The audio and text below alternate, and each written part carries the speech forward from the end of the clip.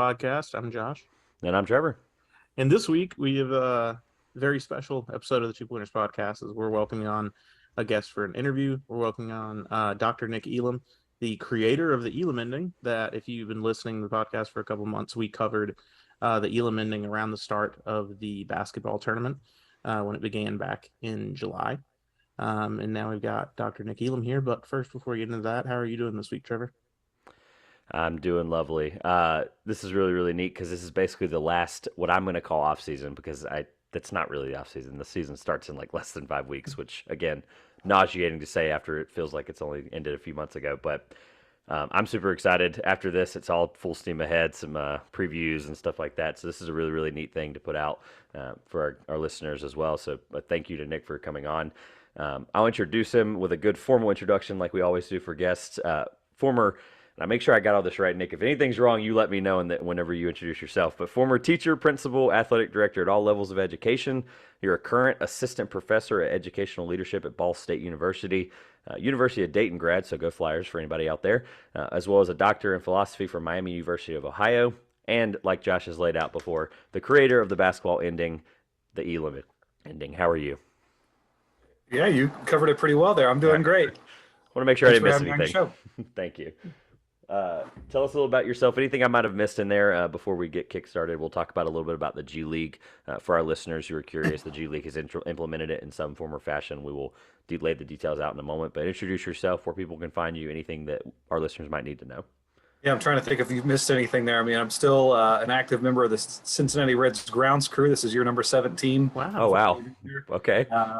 Just a lifelong basketball fan and enthusiast. And so, yeah, it was kind of a perfect fit for somebody who's a math inclined and loves to kind of take a deeper dive into sports and think about ways to take some of the sports that we love and make them even better. And that was so a natural fit for me. And so it's been really cool to see the different opportunities that have come from that, including just different opportunities to kind of share the story of the Elam Ending. It's a story that transcends basketball and statistics and things like that. It's a story of positive thinking and perseverance and having exciting chances to share that story at university settings, school settings, business settings. You can learn more about that at elamending.com or at Elam Ending on Twitter. So those are some of the places where you might be able to find me. I really like doing these kind of interviews, Josh, because it's going to spur random questions that come up. And the first one that immediately I have to just completely go off track immediately. Have you ever done some stuff for the Reds on the grounds crew and someone's ever recognized you that doesn't work with you, like a fan of the game or anything like that? I have to ask. That's got to be so random, I know. But No, I'm trying to think. I don't think that. You've never been watering the outfield and somebody's like, "Is that Dr. Elam?" I think maybe one time somebody at a Reds game has asked somebody else hey, is that Nick Elam guy? Is he working tonight? And then they had to run over and say, hey, some guy's looking for you. I think that might have happened one time. There have been I think maybe I don't know, in the whole history of the Elam Ending, maybe 3 or 4 times at an actual basketball game where the Elam Ending is going on, where I've actually been asked for my autograph. That's got to be surreal. That doesn't happen very often either. But a lot of times what happens is my buddies, when we're around people, my buddies will tell one of their friends, hey, this is the guy who invented the Elam Ending, and whoever they're talking to is like what? What are you talking about? And so it hasn't quite hit that level of familiarity yet. But what I'm hoping is that one day it will be a household name outside, even. I think within basketball circles, I think it's pretty well known what the Elam Ending is and where it started. But I think if it reaches the heights that I hope that it will, which is that it becomes the norm throughout the sport, throughout the world, then people I think will recognize that name, even if they aren't hardcore basketball fans. Humbly, we know what it is, of course, as a basketball show, so we appreciate what you've done so far. We'll talk about the history and stuff in just a moment. Really quick, the G League part of it, I do want to let our listeners know, as well as anybody that might not know in general. But the NBA G League, announced by Tim Bontemps on September 1st, is when we started lining this stuff up. The NBA G League unveiled the 2023 schedule on that week. It would have been on that Thursday, along with, like they said, an interesting wrinkle, which was cool, is how they brought it up. every G League game that goes to overtime will end not with the time period, of course, but will end with in this case the Elam Ending. The G League will also employ the ending format during its annual Las Vegas showcase in December when all 30 teams participate in the tournament. So, really cool little showcase that they do for the G League. If you're anywhere near Las Vegas, it's a really great way to see some of the NBA's young and rising talent, as well as just some guys that are earning that opportunity in the G League. So it's a really cool way to see it implemented. So, Yeah, obviously, I knowing want to that, I want to tip my cap to Tim Bontemps there for a very professional and fair-minded and straightforward article announcing that, because I've heard on podcasts Tim Bontemps doesn't hold back. He does not like the Elam Ending, and wow, so okay. which is fine. That's absolutely fine. I think that's part of the appeal of the Elam Ending, is that it sparks some really passionate debate and you have people on both sides of it. But here he was, somehow he got the job of, I know the ESPN has many basketball writers. Somehow he got the job to announce this development in the G League, and here was his chance to just blast the Elam Ending and say that this was bad news for the G League. But no, he was very fair-minded about it, so I appreciate that. That's very interesting. I definitely, I would agree. Straightforward, Josh, is what I would call that interview or that Yeah. article. Yeah, four Yeah. paragraphs, I think, is what he limited himself to, which was all the more fascinating. So, Josh, let's get the conversation kickstarted, because I really want to know the angles around like where it began. You mentioned, you kind of hinted at, you kind of like how the story is very inspirational and things like that. So, Josh, if you want to start with the first question, just centered around the finding out the interest of the end of the beginning. Yeah, we kind of just wanted to start with just wondering what originally sparked your interest as a basketball fan that leads you, because obviously, I mean, like an idea like this comes from a great deal of fandom in the sport. And so what kind of started you off on a basketball fan of that investment, and how that led to you coming up with the ending?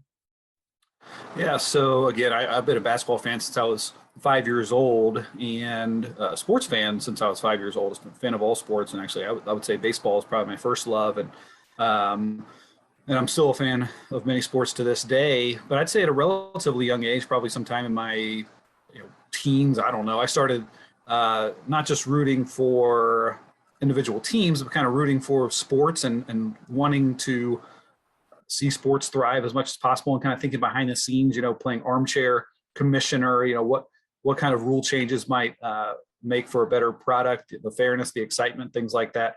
And then also just thinking about how different rules that are in place, how teams use those rules to their advantage, or how they're disadvantaged by some of those rules, and try to it changes the way that the game plays out, obviously. And in basketball, it's probably more pronounced than in any other sport late in the game, where here you have a situation that comes up in many, many games where a trailing team's only recourse is to overtly violate the rules of the game by deliberately fouling. It's their only choice to stay in the game. It's not an appealing style of play. It's really not an effective strategy, but it's their only option to do that. And so that was always kind of mystifying to me, of why there's got to be a better way to do this to preserve a more authentic and more exciting and fluid style of play through the end of every game. And so it was in 2007 that the light bulb went on, noticing all these different phenomena that happen at the end of a game are attributable to the game clock in some way. And just thinking, well, I wonder what would happen if you got rid of the clock at the end of a basketball game. How would that change the style and the quality of play? And when I first thought of it, I thought, okay, well, this is an interesting idea, but there must be some fatal flaw that I'm overlooking, some reason why this wouldn't work. And so when I really started to explore it, I was doing it thinking that I didn't like the idea. I was very skeptical, trying to figure out how can I move on from this? Why won't this work? But as the weeks and the months went on, I really came to believe that the idea was necessary, that it was sound, that it had the potential to be very cool. And so then once I convinced myself that the idea had merit, then the really challenging part started, of trying to convince others in the basketball world that the idea had merit and that it was worth implementing. And what I didn't know at the time was that was going to take 10 years before anyone took a chance on the idea. And then finally, in 2017, TBT, the basketball tournament, implemented the Elam Ending for the first time. And since then, my job has gotten much easier because now it's no longer just me speaking, me out there by myself speaking on behalf of this concept. Now the concept has many chances to speak for itself, and it's winning people over and continuing to grow. So give us a little rundown on what. So for some reason, I should have asked this first, probably, or we should have asked this first. But for those that might not know what it is, how would you describe to a new basketball fan what the ending is? Sure. The Elam Ending in a nutshell is that you play most of a game with a clock and you play the last part of the game without a clock. And the idea is not to change basketball. Really, it's to do the opposite of change basketball. It's meant to preserve a more natural and exciting and familiar style of play all the way through the end of the game. Because we're used to seeing such a warped style of play and quite frankly, an inferior brand of basketball with a timed format. Now, the settings that can vary based on the league or the event, because there's two main settings. You have to decide when you're going to shut off the clock and then what target score you're going to play to from that point forward.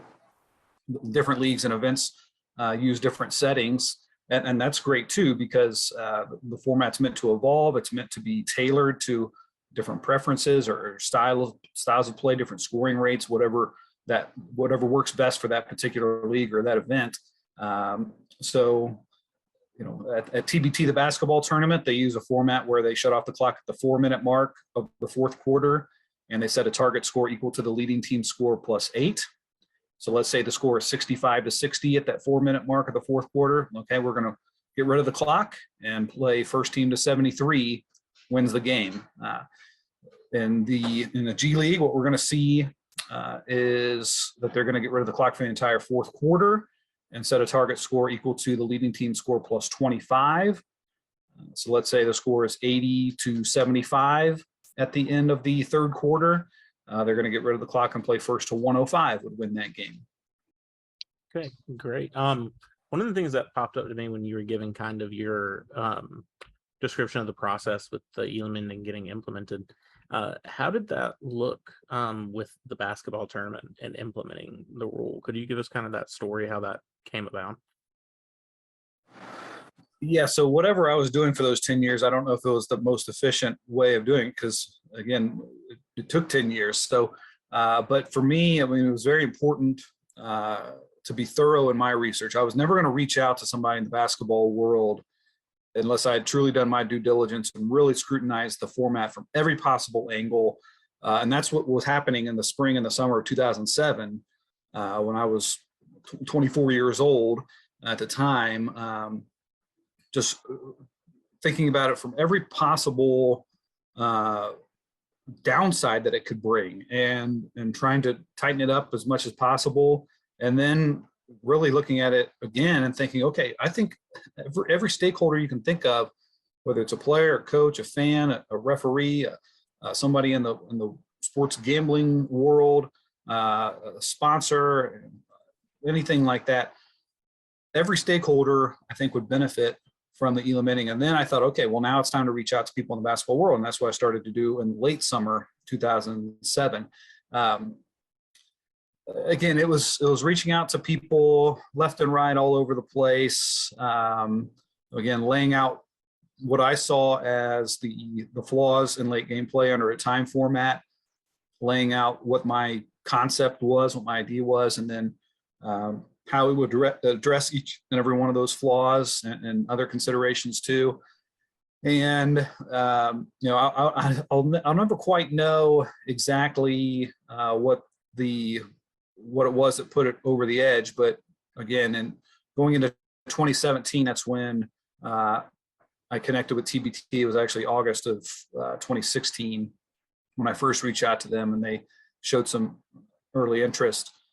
And then staying in touch with them as the weeks and months went on there. And so, I mean, by that time I had over 2,000 and eventually reached the point of 2,900 games worth of research from NBA play and college basketball to really drive home the points that I was trying to make about how prevalent this fouling strategy was and how ineffective it was and how prevalent it was to see leading teams stall late in games and resort to a very passive style of play. How often, when a game is on the line and you have the most important possession of a game, how the clock turns that into, we see the sloppiest play during those most important possessions. How it's so rare to see, late comebacks from even the slimmest of deficits.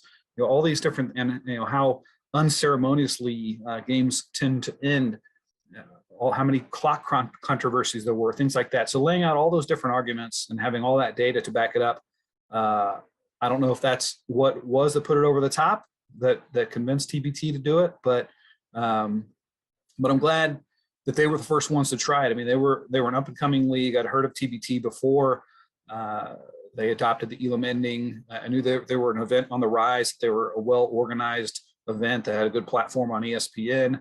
I knew that Elam Ending had a good home with that it was going to be pressure tested to really prove its merit. Maybe it would work, maybe it would be a flop. I don't know, but at least it would be tested at a high level of play by a well-run event. And that gave me some peace of mind that the format was going to be judged truly on its merit rather than some other confounding factor or some flakiness in the event, something like that. So I'm very glad that TBT was the first to adopt it, and now we've seen the Canadian Elite Basketball League adopt it, professional league. We've seen obviously the NBA All-Star Game, now the NBA G League. We've seen countless grassroots level leagues and events, and I think the coolest thing about it is that every league and event that's adopted the Elam Ending has continued to use it. There haven't been any leagues that have gone back to the time format once they've adopted it. That's a really good point with not ever taking it away. Like they're feeling convinced enough where it's at least the part, and that's what makes me hopeful about the G League. I don't want to jump 3 years ahead just here yet, but it's like understanding that the G League has always been a proving ground for the NBA's and testing ground for stuff. It's cool to see it in places. I mean, at this point, like you said, some of the reach of it is really fascinating to me. Immediately when you started talking about the TBT part of it, I thought to Josh and I's conversation this year around how Rucker Park became part of the TBT, and of course the basketball dork and historian in me was like, now I'm seeing a current, modern, really cool way to do basketball and Rucker Park come together. It was just some harmonious. It was very, very neat. Yeah, my wife and I got a chance to go to the games at Rucker Park. Nice. And so we were there for 4 games on a Saturday, 2 games, or I'm sorry, I guess 2 more games on a Sunday, I think. And just an incredible event, incredible atmosphere. I mean, it was surreal. I got to shake hands with Michelle Roberts, who's the former president of the NBA Players Association. I got to play my part and use some of my ground crew expertise. I was about to ask that. You beat me to it. Good catch. That was good. Game two on that Saturday was interrupted by rain, so we had to cover the court, and a lot of TBT staffers jumped in to help out, and that was great. And then the way that the court drained, there was really no way to create a good seal on it. It's not like a baseball field that's kind of crowned in the middle and everything drains toward the outside. So there still were some water that had gotten underneath the tarp. And also the tarp, isn't perfectly sized for the basketball court either. So it was hard to get good flush, flat finish and edge to it. So we had a little bit but we used some leaf blowers and blow dried the court to get it ready for the evening games. And so I got to play a hand in that. And it was just a very cool experience. And I hope they continue to go back to Rucker Park in the future. So part of building this over the last 10 years is such a really good detail to know that, like, for you, a full circle moment going from ground crew to that's just fascinating to me. When you build something like this, you mentioned how it took 10 years and there's no perfect path to anything, right? Like some of the biggest people in some of the biggest industries, took them 30 years, 20 years, 10 years, whatever. Understanding how this ending has come to a good fruition now in 2022, obviously throughout that process, either something might be a stepping stone or a stumbling block, right? You hear that old expression. What was some stumbling blocks throughout this process? And stumbling blocks is probably the right term. Like dead end would not be the right term. That was one thing that's kept me going, because there was a long time where it didn't seem like I was any closer to reaching any kind of a milestone here or breakthrough, but I always felt like I was just one day away from a breakthrough. I never hit that that true dead end, and that's what kept me going. If I had reached what I felt was like a true dead end, then I would have said, okay, time to move on to something else. Stumbling blocks, it was, it's I guess just not having connections in the basketball world. I mean, I always tried to reach out with a message that I'm knowledgeable, but I'm not a know-it-all. Because here I am reaching out to people who have made their lives in basketball, who know more about the game overall than I do, and it can kind of turn people off when somebody who's outside the game wants to propose a really significant change like this. So I always try to come at it from the point that, for one, I love basketball. It's not like I dismissive of the game. I love basketball. I think this is a way to make a great game even better. And then also, just again, I'm knowledgeable, but I'm not a know-it-all. I want to put this out there, but again, without having connections in the game, it was just it was very hard to make any headway with it. So I think that was probably one big stumbling block, where a lot of my communication turned out to be one-way communication. I was reaching out to people. I'd say maybe 2% of the time did I get any kind of a response, and most of the time that was just very politely declining or saying that they weren't interested or wasn't a good fit. And so I just, I'd gotten used to that. It wasn't enough to stop me from doing it, obviously, but that was. And again, I don't even know if that fits the definition of a stumbling block necessarily, but there was a lot of spinning wheels, certainly, for over those 10 years. No, yeah, I think that's a good point, and some of the challenges to getting started. Where did you end up? Was around with TBT one of those first connections you made in the basketball community, or were there some other first connections that really found a way to open those doors for you? Yeah, it was really exciting to me in 2011 because again, at that point, here I was 4+ years into this project, hadn't even really been able to generate any kind of discussion at all about it. Because again, it was early enough in the project where if somebody could have told me, well, why won't this work? What's the fatal flaw? Then I would have said, oh, okay, that's a good point. Then I'll move on to something else. But nobody was even telling me that much. And that was also something that kind of kept me going, actually, was people saying, well, they don't like the idea, but then not really saying why or why it wouldn't work. So I would reach out.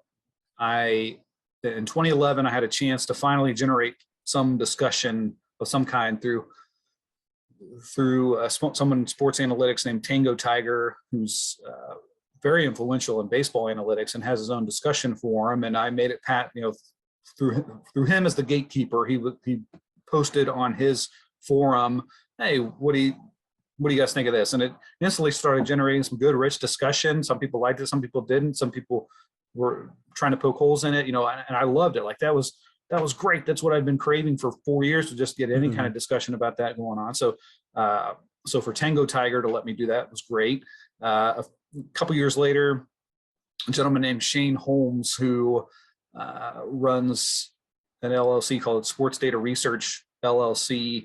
They were starting a blog, and he was really intrigued by my idea, and he wanted me to blog about it there. So here again was a chance to communicate my thoughts, share my ideas on a forum that had a gatekeeper to it, and generate some discussion that way. Andy Glockner and Jamie O'Grady, who ran The Cauldron, which was an extension of Sports Illustrated in around 2014, 2015, I got to write articles for them, which is a big thrill to see Sports Illustrated next to my name. And at that time, what was interesting is that I was actually posting under the name Nicholas Patrick at the time, and wasn't posting as Nick Elam. And the reason for that is because I actually wasn't ready to tell the people in my world about this project that was going on. I was reaching out to people in the basketball world left and right and trying to get them to generate discussion or implement the idea. But I was never going to tell, even though I have great family, great friends, all that. I was never going to tell them about this until it actually became something. And so one way to defend against them finding out was to not post anything publicly as Nick Elam. I posted as Nicholas Patrick. That was enough to keep me undercover, I guess, but also to have a paper trail that came back to me that it could be shown. Oh, okay, well this is my idea. But so those are some of the people who gave me a chance to write for them, or at least get my idea out there, who were intrigued by the idea and get a little bit of a wider audience to generate some discussion. Again, I don't know how much of a part that played, but it helped me at least from going crazy, I guess, of feeling like I was, didn't have anybody, didn't have any audience or any forum for this kind of idea. I just have an observation that I found fascinating. So we're from North Carolina, obviously, famously known as Tobacco Road, which is very influential in the history of basketball, as you probably know for sure, and then for a lot of our listeners or North Carolinians may know. And it's just fascinating to see some of the advancement and changes of obviously people like Dean Smith, who, four corners, they just completely killed the clock. He just, talking about killing the clock, he just completely held the ball and was like, nah, we'll just stay right here. Final score 6-4. And then, of course, the guy who broke it, and Josh is a Tar Heels fan, so I'm just saying that as like a Dean Smith moment, right? But your least favorite coach is probably Jim Valvano, the guy that basically changed basketball and abused the system of the clock and basically was like, we're going to foul and we're going to do this and do that, and the ending that you referred to previously. So I just thought, cool observation for the tie to us as North Carolinians. I'm like, cool, North Carolina built it up, Jim Valvano destroyed it, and then Nick Elam's here trying to completely change how it's written. So I just thought that was a cool observation. That's So one thing, and I don't think that you were trying to say this, but one thing I do hear a lot is, this Elam guy, he must really hate Dean Smith. He must really hate Jim Valvano. And I'm like, no, I don't. I don't hate either of those guys. They're legendary coaches. If I were them, I would do the exact same thing. That's the point, is that the rules that are in place in basketball compel teams to do these warping strategies because that's what gives them the best chance to win the game. Under the current rules, that's what gives you the best chance to win. I would do it too. So I think we've reached a point now where, okay, we've given the clock, we've given a time format a fair chance now of over 100 years of implementation. Clearly it leads to that style of play, and it's not going to self-correct. I think we reached a point where we need to have a more direct rule change that's going to compel teams to play by the spirit of the rules. Really, we want to see the offense trying to score. We want to see the defense trying to play good, clean, and get good, clean stops. And you just don't see that under a time format. But when you take the clock away, it's amazing how much more authentic and intense and fluid and high quality the style of play becomes. And one thing, of course, Jim Valvano in the 1983 national championship game, had one of the great final moments to a national championship game at the buzzer. Now, I would still argue that the 40 plus seconds leading up to that final shot was terrible basketball, but let's just focus on that on that last shot. Yeah, it was great. And it was an exciting moment. So one person who I would think maybe wouldn't like the Elam ending would be Bob Valvano, but actually I've been on Bob Valvano's show a couple times, and he even the Valvano family loves the Elam ending, wants to see it expand. So when you get an endorsement from the Valvano family, when people think that they would automatically be proponents of a time format, that really speaks volumes for the Elam ending. Yeah, I assumed you had heard that before 100%. So I just was like, well, at least let's address the elephant in the room for our listeners that knew the North Carolina part of it. So I just wanted to make sure that was out there for looking back on it. I would have regretted not mentioning that. So I'm good. Hey, good to hear the Valvano stamp of approval, though, because I mean, obviously, probably the most famous instance of somebody abusing a rule in the last 50-ish years. So Josh, I'm ready for the next question whenever you are. Okay. So what I wanted to kind of hear from you a little bit was what do you say to some of the, I guess, the common critiques? There's probably still a lot of people who aren't completely on board with the Elam ending. I know some of the critiques I've seen are things related to games ending on free throws, which I'm not as big a proponent of that because currently kind of the games in a time format still kind of end on free throws. But um, I can see logic in something like the buzzer beater is kind of taken out of basketball. There's not the same kind of you make it, you win, you miss it, you lose, and it's over kind of excitement or stuff all around that statistical records might be affected a little bit and how much a player can score at a certain point at the end of the game. Um, I know I just threw a lot of things at you at once, but just what is kind of your reaction to some of those critiques people may throw out?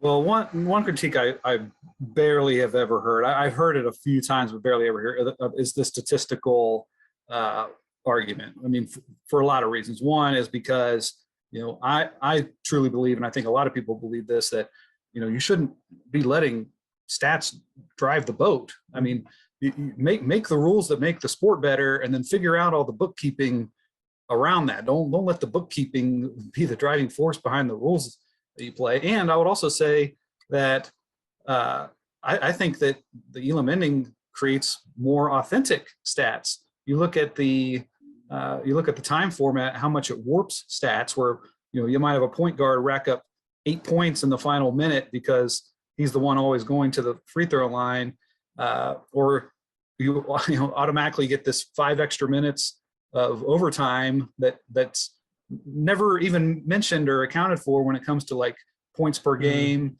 any kind of per game stats. Oh yeah, by the way, you had an extra 5 or 10 minutes to play. That never gets mentioned. So the statistical argument that's a non-factor. As far as buzzer beaters, that would be something that I would hear a lot more early on.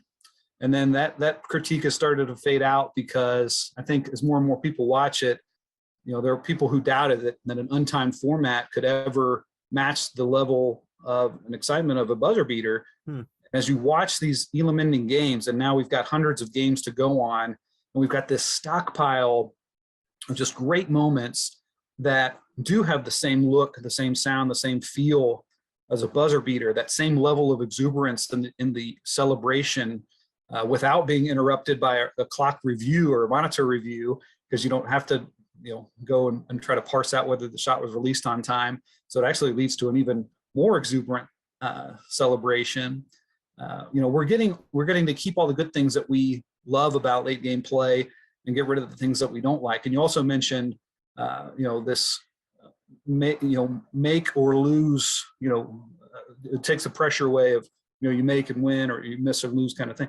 I actually think it adds pressure because so many times when a timed game comes down to the wire, there's 3 possibilities. There's, well, my team might win, my team might lose, or it might go to overtime. Well, with the Elam ending, there's only 2 possibilities. Either my team's going to win or my team's going to lose in the very near future. And you get rid of that third neutral option of overtime. That actually, I think it raises the stakes, raises the excitement. And people say that, well, there's so much pressure on, that last shot. If you don't make it, you lose the game. But I would say, I'll ask you this. I'll kind of turn the tables on you a little bit here. Can you name one player in the history of basketball who's ever been remembered as choking or remembered as a GOAT for missing a last second shot? I can't think of one specific shot for that now. Whole history of basketball. There's plenty of games to choose from. Can you name one? Because I can't. If I understand, I can't either. A guy who's famous for basically not for missing shots, right? Like a guy who like misses end of game shots. Is that what you're referring to? Someone who had a chance someone had a chance to win a game with a shot, but missed. Yeah, I do. Well, I have one. J.R. Smith. J.R. Smith in the finals, famously. LeBron. Yeah. Oh, that's okay.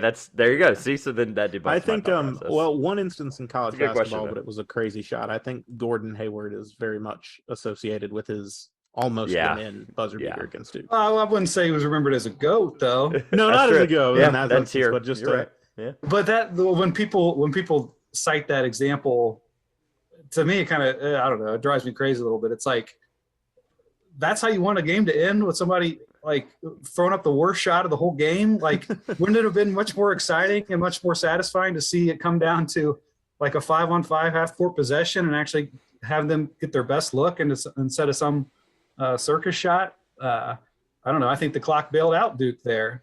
Um, but I probably mean, right. Yeah. yeah, I mean, the clock was doing all the defending there. Like, it wasn't like Duke was forcing that missed shot there. But and then the thought about the game-ending free throw. Um, so, again, you already said it for me basically that I think most people realize, as soon as they say that, then they start to realize, well, wait a second.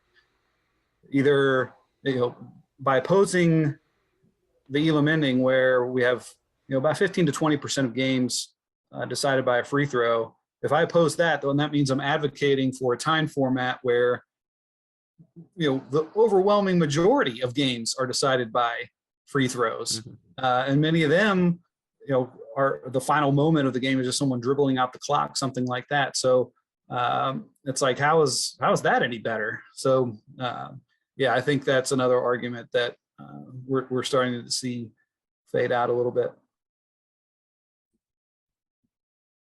The free throw thing's interesting because if I remember correctly, I was trying to look it up to double check, but if I remember correctly, Anthony Davis went to the free throw line in the 2020 All Star game when it was first implemented. Did he miss the first free throw? I'm 99% sure he did. He missed the first free throw. They were 1 point. They were 1 point away from winning the game. Yeah, he missed the first three free throws. So there were a lot of oohs and ahs. That's the part. Yeah. Well, and the reason I bring that up is just because that's the argument around the free throw part of it, and I get it. Like, it's just cool to know that there is still a potential for a drama ending because it's like, okay, what if Anthony Davis missed both those free throws? We're right back to where we were a minute ago, and somebody's got to score the next bucket. So it's in and of itself. There's a way to still have that ending that basketball fans want. More of a comment than anything. The statistical argument thing, that was my first reaction a long time ago now. I guess it would have been, you said 2017 was when TBT first introduced it. I guess 2018, 2017 probably would have been when I had noticed it on a larger scale. That was always my thing with the NBA aspect of it. It was, oh, the NBA will never do that. It will affect all NBA teams, or it'll affect this, or affect that, or affect stats, or whatever. There's so many things that people will get. Like, I've always thought about, like, hey, how can we make sure that we continue to preserve all of the old history of the NBA and yet still make the current one better, which I'm glad you laid that case out. Over the years, I've understood that won't be affected as heavily as it probably originally was thought, but it's just good to know that you thought that through and you were like, hey, we can still understand that the statistical argument is there, but it's not going to be life or death on whether the NBA history changes. Because I think a lot of history fans or old heads, people are going to call them, are going to be like, okay, but what about the history of the guys before it that didn't have that opportunity or whatever? So yeah, I think just in general across sports, I think we've learned a valuable lesson that historical stats should be taken with a grain of salt. Really, they should sort of you should be comparing things within their era, but when you compare across eras, do so at your own risk because there's just so many different factors that go into it. Well, the implementation of the Elam ending would just be one factor, and you might hear of, well, here's post Elam ending or pre Elam ending stats, things like that, as far as the era goes. And I don't think there's any harm in that. But again, if you're making the bookkeeping the first and only factor in deciding the rules of the sport, that seems backward to me. I think you got to implement the rules that promote fairness and excitement and suspense, and figure out all the bookkeeping around that.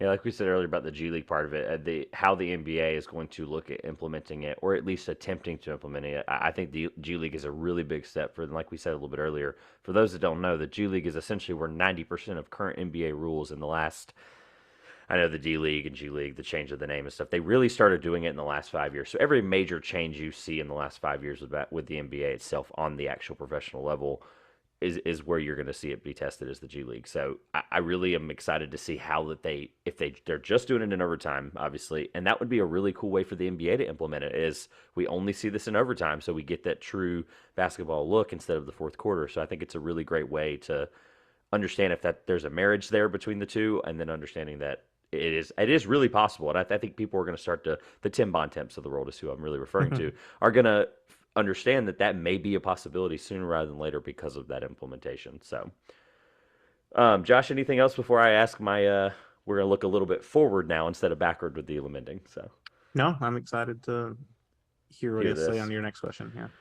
So understanding, obviously, you have a background in philosophy, so you obviously have the brain to be able to figure this out, the statistics and stuff like that. Like you have that kind of brain. We know that 10 years worth of work doing this. So coming up with the unique idea you have already, are you either? I guess it's a double edged sort of a question. How you answer it's up to you. But are you working on anything new in terms of this? Obviously, the implementing is still growing, and there's still things to be, I'm sure, changed or tweaked or added or whatever. But is there something you're adding new to the Elam Ending or something changing with it, or whatever your next future plans with it are? Or is there some new idea that we're, don't tell us, obviously, unless you want to. But is there anything brewing that people can be aware of, I guess? So one exciting, I think, part of the evolution of the Elam Ending. I mean, when I first saw this implemented, I knew that the original version was probably not going to be the final version, but that was so exciting for me to finally see games unfold on the court. So we can see, well, what does really work well, what doesn't work well. So we've seen a few different rules change a little bit. And I love the fact that different leagues and events have different versions of it. They stop the clock at different points of the game. They set the target score different ways. I think that allows the format to live and breathe and evolve and improve. But like thinking about TBT, from starting in 2020 and then in 2021, 2022, and going into next year, there haven't been any changes the last few years because we have fine-tuned it to a point where I think we really like it. We don't want to mess with it anymore. We're satisfied. So we're going to keep rolling with that. So that's exciting. I do have some other original ideas. We'll save that discussion for another day. But I'll talk. Again, I'm a fan first, so I love seeing different rules put in place. So I'll talk about one idea that's not an original idea. It's not my idea, but it's one thing I hear discussed, and I think it's only a matter of time before we see this in some sport. I don't know who's going to be the first to try it.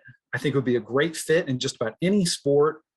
But, of course, we have playoff systems, playoff brackets in just about every sport. And the placement of teams in that bracket is usually just automatically decided based on regular season record, something like that. I think that there's such a missed opportunity from a practical standpoint and a cool standpoint, again, because I think that's what makes for a really good innovation, that it's practical and that it's cool. I think somewhere somebody's going to try this. Major League Baseball almost tried it, and they backed out of it, is this concept of allowing teams to choose their own playoff opponent, choose where they want to go in the playoff bracket. Give those top teams their choice. It will be practical because, again, what we want to do is we want to reward the top regular season teams, and they might, the top team might look at that lower seed. That might not be the most favorable matchup for them. There might be some other playoff qualifier that would give them a more favorable matchup, either on the field or the court because of player personnel, maybe because of travel. Maybe they want to reduce their travel, something like that. Let them decide who their most desired playoff opponent is there in the first round or even beyond that. And you can let the second seed do that, third seed, whatever. Let them choose that. So I think it would serve a practical purpose, but I also think it would be very cool too, because you would have this made for TV event leading into the playoffs of this, essentially a playoff draft, teams choosing their opponent, the playoff coming alive, coming to shape. Now you have these juicy storylines that are coming to surface that you can follow throughout the playoffs of, they chose this team, yada, yada, yada, that sort of thing. Somebody's going to try it. MLB again floated the idea that they were going to do it, then they backed away from it. But I think it would be a perfect fit. I think in the NBA it would be great. I think it'd be great in NFL. I think March Madness would be incredible if they had like a day long. I mean, Selection Sunday, turn it into like an all day event. Take a little bit of the weight off the shoulders of the selection committee who have this impossible job of trying to not only choose the teams, you can still let them choose which teams are in, but then actually constructing the bracket is just such an impossible task. Well, let the teams do that. and let us watch. It'd be fun. So I think somewhere somebody's, I don't know if it's going to be 2 years, 20 years, 100 years from now, but somewhere somebody's going to do it and people are going to love it. This concept of letting teams choose their playoff opponent. So what I thought you were going to say was going to be they basically like the NBA, and I hope they flirt with this idea, is where they basically reset where it's no East, no West in the playoffs. It's like basically whoever, based on record, based on seed, whatever, they just completely reset it. I've always been a huge fan of that idea. Obviously, picking the team that I feel like that's a step above that, which I think is what's going to be hard to swallow. I guess I forget how close Major League Baseball really came to doing it. Yeah, Josh would be the one there like for context on that. In the CBA to putting that in, but Yeah. I mean, and with and their it's recent funny changes, now because it's thinking about the way that this. I'm going to point out the American League playoff picture going. I would think the Houston Astros probably would rather play Cleveland than play Toronto or Tampa Bay, who they're going to get in the first round, since Cleveland's going to have the worst record while winning their division. Yeah, exactly right. And think about last year there was that incredible race in the National League West division where both the Giants and the Dodgers won like 106 plus games, and then the Giants barely win the division. And who do they have to play first? Like they won like 107 games. Well, who do they have to play first? They have to play the 106 win Dodgers. Like how is that a reward? Like that, certainly they would have chosen anybody else to play besides them. Yeah, it's and obviously with Major League Baseball's recent changes, obviously I feel like they could flirt with the idea again eventually. So they feel like maybe the ones that could start that. Before you even mentioned March Madness, though, I wrote down what could be the funniest way that, like, because with basketball for us, obviously the NBA, we hear it might be possible, right? Because of the way they do challenging things. But March Madness, there's such this like organicness to it that I just don't feel like anybody would ever want that to happen in March Madness. But I immediately thought, what is the funniest outcome possible for that? Before you even said March Madness, I'm like, okay, but how could March Madness do that? And I wrote down, imagine number 1 seed Duke. They're like, how about we pick that Patriot League champion Lehigh and play them by choice?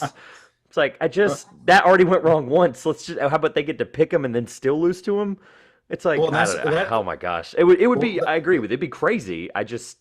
I don't know. College basketball, that would be the one that you said 5, 10, 20, 30, 100 years, whatever. That would, March Madness to me would be the 100-year version of that because I just don't ever see it changing. I don't know. College basketball is slow to change in a lot of ways, although they've tweaked the NCAA tournament a number of times in the last several years. But, you think about those, 2 versus 15 type upsets, those already are memorable enough. But if you add the element that, they chose to play us and we upset them, that would take it to a whole new level, I think, of being memorable for that fan base. College football kind of already does that, Josh. Didn't App State just beat A&M this week in college football where they chose to pay App State $1.5 million? And Marshall beat Notre Dame. And Marshall beat Notre Dame. And Notre Dame paid them like $3 million. It's like, hey, here's $3 million. Come play us. We're basically choosing it, right? Top seed, better school, whatever you want to call it. And they're like, hey, come show up. We'll kick you into the dirt, and then we'll send you home with your check. Well, Carolina basketball did it with Wofford a couple times. I do want to clarify that the teams that actually get into the playoffs would still play playoffs. You'd still have to get in on your own merit. But then once that pool of teams is decided, then top seed can pick anybody in that pool that they want, and then the number 2 seed can just work your way down there until you have a complete bracket. And I think it would be a lot of fun. Again, I think it'd be practical, cool, and fun. You're definitely going to give me. We've got plenty to prep for in the next 4 weeks with the NBA season starting, but I'm gonna have some downtime, and I'm definitely going to think all this out because the NFL would be cool because you have the years where like the at the time the Washington Redskins went 7-9, and I'm sure whoever the number 1 seed in the NFC that year was like, can we play the 7-9 Skins, please? Like instead of whoever they might have played a division winner or wild card that had a better record or whatever. So I feel like it could work in a sport like the NFL where their playoff system is already not that complex. So. Just talking out loud there and going down a rabbit hole. Josh, anything else that might have spurred from today that I feel like we wanted to address? I had a really good time doing this. I think we learned a lot about basketball and just where we are and where things may be headed. So, No, I just want to thank you again, Nick, for coming on. It's been just an incredible conversation to hear about how you came up with this idea and all of the different things, and we've really enjoyed it. I had a blast. Yeah. Awesome. Well, hopefully we can do this again when the Elam Ending gets pushed into the NBA one day, and you're like, well, how do we celebrate it? Come on here and talk to us again about it. But any future changes, anything like that, you're always welcome back here. I'll do a quick little thing really quick for Nick here. All of his stuff will be linked in below here on YouTube as well as in podcast platforms. We'll also tweet it out. Obviously, this episode is going to go out a day later than our normal recording, so it'll be cool to see people looking for where that's, why that is, right? And all of a sudden it's like, hey, by the way, Nick Elam, here we go. So at Elam Ending on Twitter and anything else, like I said, will also be linked down below. Nick, again, thank you for coming. Josh, close us out, my friend. Well, once again, this has been the Two Pointers Podcast. I'm Josh. And I'm Trevor. And we will see you soon.